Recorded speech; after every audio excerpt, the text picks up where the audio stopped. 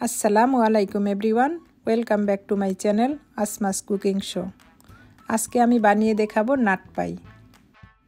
আমি সহজ করে এই নাট পাইটি বানিয়ে দেখার চেষ্টা করেছি। এই জন্য আমার লাগবে কিছুটা বাদাম। এখানে আমি দু ধরনের বাদাম নিয়েছি, সাথে কিছুটা কিশমিশ নিয়েছি। এগুলোকে একটি ব্লেন্ডারের সাহায্যে আমি গুঁড়ো করে নিব। এখন তার ভিতরে দিয়ে দিব কনডেন্স মিল্ক। এগুলোকে খুব ভালো করে মিশিয়ে নিব। এটা সুন্দর করে বাদামের সাথে ভালো করে মিশিয়ে নিব। এটাকে আমি হাত দিয়ে মথে কনডেন্স মিল্কের সাথে বাদামটাকে মিলিয়ে নিব। এই কাজটা একটু সুন্দর করে করতে হবে। এখন আমি ডোটা রেডি করে নিব। এই জন্য আমার লাগবে 2 কাপ ময়দা,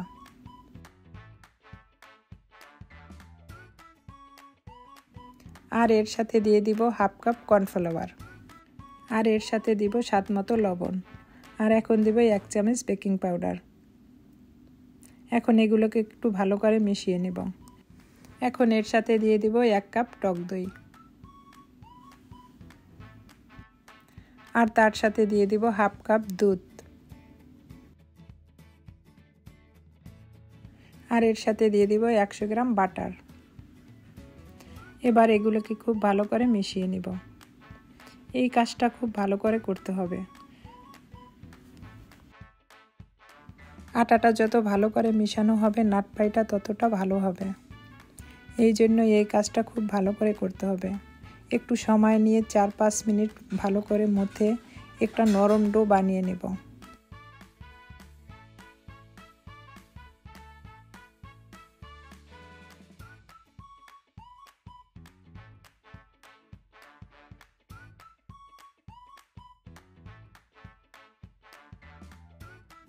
আটাটাকে আমি আরও কিছুটা সময় ডলে আরেকটু নরম করে নিব। এই কাজটা একটু ভালো করে করতে হবে। এটা যত সময় নিয়ে করা হবে নাট পাইটা খেতে ততটা টেস্টি হবে।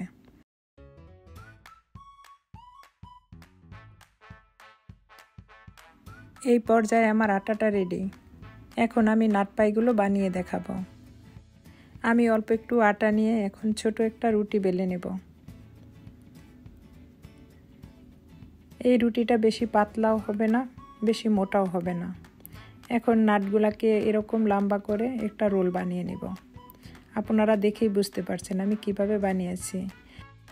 বোতলের একটা মুখ মাঝখানে দিয়ে আমি একটা রাউন্ড শেপ বানিয়ে নিয়েছি। এই কাজটা এভাবে করলে অনেক সুন্দর হয়, কেননা শেপটা নষ্ট হওয়ার কোনো সম্ভাবনা থাকে না। আমি একটা শোনের সাহায্যে এভাবে ডিজাইন করে নিব। আপনারা দেখেই বুঝতে পারছেন আমি কিভাবে ডিজাইনটা করেছি। এই কাজটা অনেক সহজ, একবার খেয়াল করলেই আপনারাও করতে পারবেন।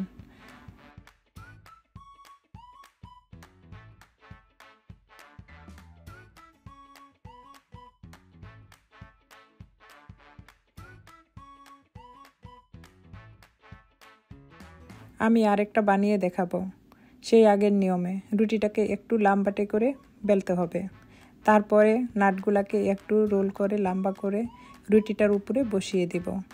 এখন এভাবে রোল করে মুখটাকে আটকিয়ে দিব। এখন মাঝখানে বোতলের মুখটা বসিয়ে 2 সাইডের মুখটাকে সমান করে লাগিয়ে দিব।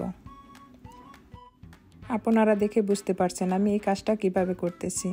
এখন একটা শোনের সাহায্যে এভাবে দাগ টেনে নেব।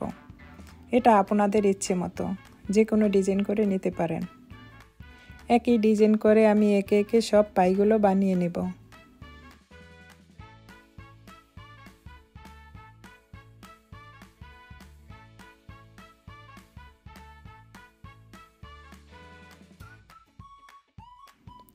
দেখুন আমার পাইগুলো দেখতে কতটা সুন্দর হয়েছে। আমি প্রতিটা পাই একই নিয়মে বানিয়ে নেব।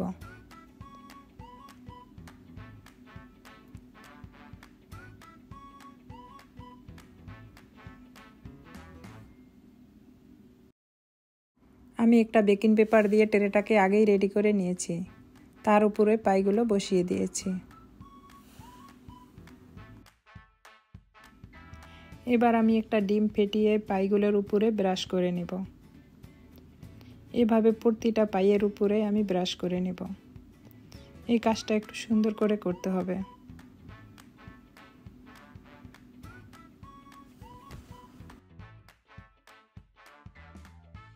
এবার আমি পাইগুলোকে 180 ডিগ্রি সেলসিয়াসে 20 মিনিটের জন্য বেক করতে দেব।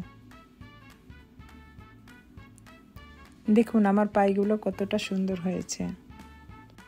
এখন আমি পাইগুলোর উপরে ক্যারামেল লাগিয়ে দেব। এভাবে ব্রাশ করে প্রতিটা পাইয়ের উপরে আমি ক্যারামেল লাগিয়ে দেব। এটা আপনাদের পছন্দ মতো, তবে ক্যারামেল দিলে পাইটা খেতে খুব ভালো লাগে। দেখুন আমার পাইটা দেখতে কতটা সুন্দর হয়েছে। আমি একটা পাই ভেঙে দেখাবো। উপরটা ক্রিস্পি, ভিতরটা সফট। আমি চেষ্টা করেছি নাট পাইয়ের পারফেক্ট রেসিপিটা দেখানোর জন্য। এরকম নতুন নতুন রেসিপি পাওয়ার জন্য একটা লাইক দিয়ে আমার চ্যানেলটাকে সাবস্ক্রাইব করে আমার চ্যানেলের পাশে থাকবেন। আপনাদের লাইক, আপনাদের কমেন্ট আমার কাজের অনুপ্রেরণা যোগায়।